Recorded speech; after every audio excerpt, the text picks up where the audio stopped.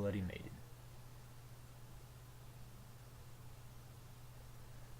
High in the mountains that stretch into Georgia resides an immaculate home, furnished rooms, 3 stories, a cellar, and a view that could kill. Many years ago there lived a young maid by the name of Erica. Soulful and joyous, she took care of the home, and she did so for a very long time. She never failed to make the house sparkle, not a speck of dust in sight. Unfortunately, she worked for a wretched man that was deviant and sinful. She never received the credit she deserved, other than from the children, and ever since the wife passed, the headmaster hadn't been the same, apart from the original crudeness that he already possessed. When the headmaster looked into Erica's eyes, all he saw was his newly departed wife, and Erica unknowingly carried on her normal duties, grieving quietly.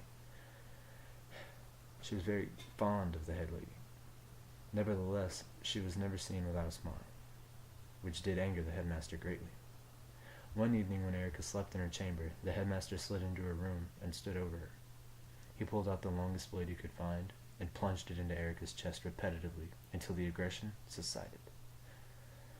He dragged Erica down the hallway, threw her lifeless body into a cellar. He closed the hatch and locked it in. Erica was never found. Years passed and the man showed no sign of guilt.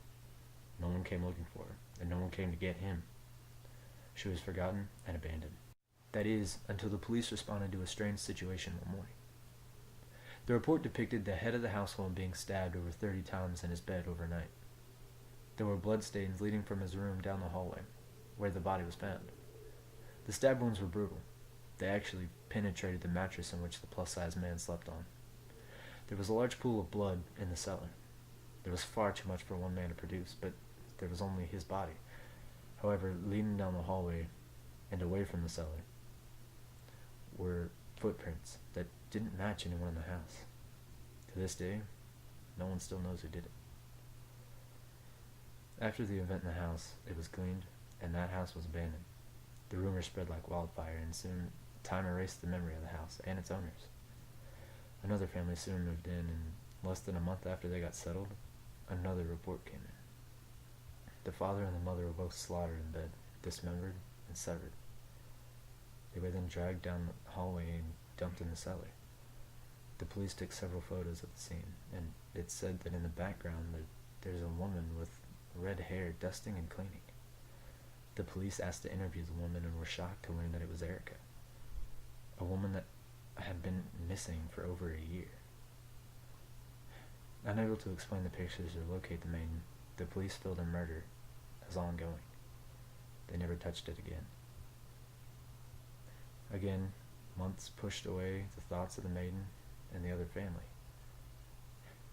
Another family moved in, and this family set up cameras for security, learning about the brutal attacks. There's a tape of theirs. It's of a dark hallway. Quiet sobbing can be heard from what seems to be really far away. It slowly gets louder and louder.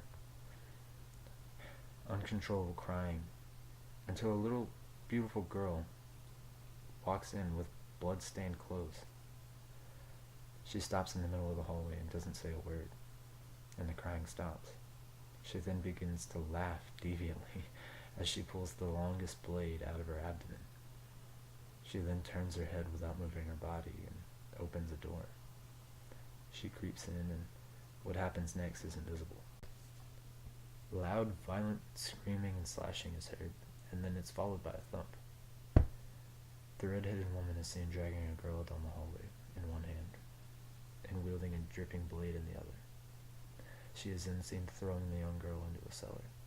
The young woman thrusts the knife back into her blood-flooding stomach and slowly walks back down the hallway. The crying starts again. The house is abandoned now, and no one is allowed in it after that video.